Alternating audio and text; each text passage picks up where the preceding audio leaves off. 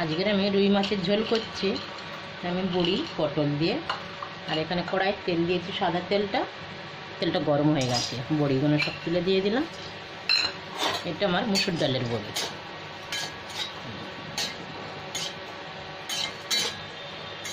বড়িটা ভেজে উঠিয়ে নিলাম। এবার আমি মাছগুলো ভেজে নেব। একটু সর্ষের তেল দিয়ে দেবো।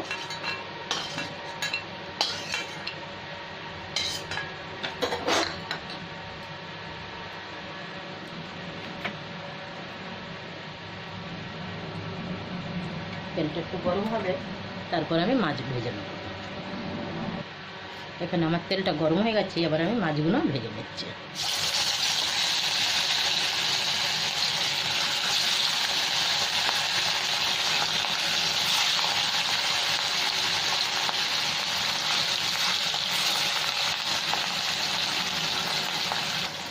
এখানে আমার মাছগুলো ভাজা হয়ে গেছে, এবার আমি উঠিয়ে নিচ্ছি।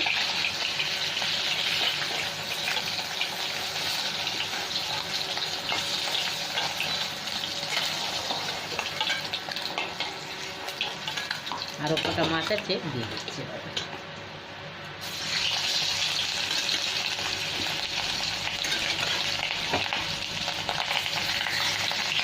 এখানে আমার মাছগুলো ভাজা হয়ে গেছে, সব উঠিয়ে নিচ্ছে। এবার এই তেলের মধ্যেই কালো জিরেটা দিয়ে দেবো, দিয়ে আলু পটল ভেজে নেব।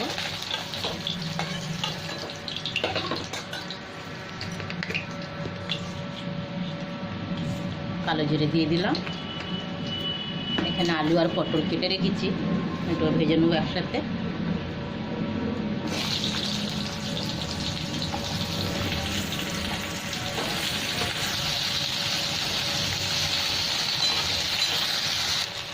পটলের মধ্যে এখন আমি নুন আর একটু হলুদ দিয়ে দিচ্ছি, তাহলে ভাজাটাও ভালো হবে। হলুদও দিয়ে দেবো।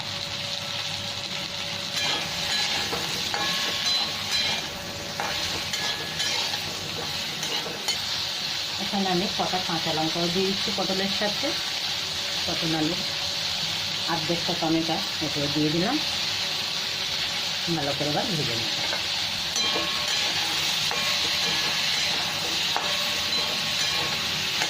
আরও 1-2 মিনিট ভেজে নেবো ভালো করে, তারপরে আমি মশলাগুলো দেবো। ঢাকা দিয়ে দিয়ে এখন ভাজতে থাকবো। এবার আমি এখানে মশলাগুলো দিয়ে দিচ্ছি। কাশ্মীরি লঙ্কার গুঁড়ো দিয়ে দিলাম একটু, আর আমি জিরে পাউডারটা দিচ্ছি। আর এখানে কোনো মশলা দেবো না।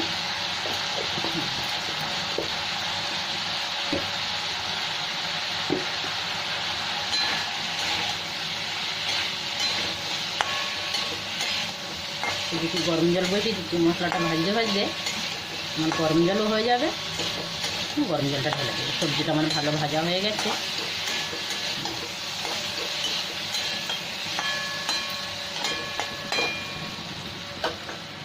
ঢাকা দিয়ে দিলাম। এখানে আমার সবজিগুলো ভালো ভাজা হয়ে গেছে, এবার আমি গরম জলটা দিয়ে দিচ্ছি।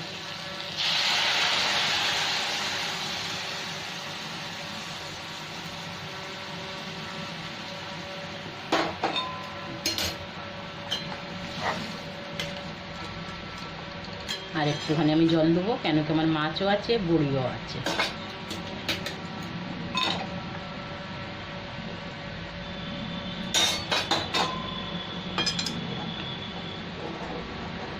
আর 1-2 মিনিট ফুটে গেলে তারপরে আমি মাছগুলো তুলে দেবো। অল্প একটু বাকি আছে, 2 মিনিট আলুটা সেদ্ধ হতে ঢাকা দিলাম।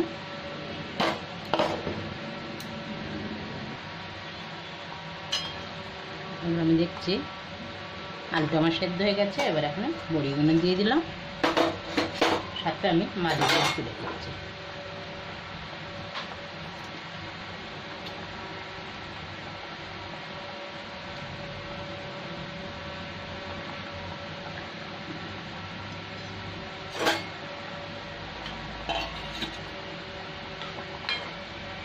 আর ঢাকা দিতে লাগবে না। আর 1-2 মিনিট ফুটে গেলে গ্যাসটা আমি বন্ধ করে দেবো।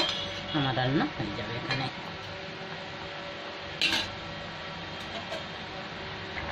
এখানে আমার মাছের ঝোল হয়ে গেছে। গ্যাসটা বন্ধ করলাম।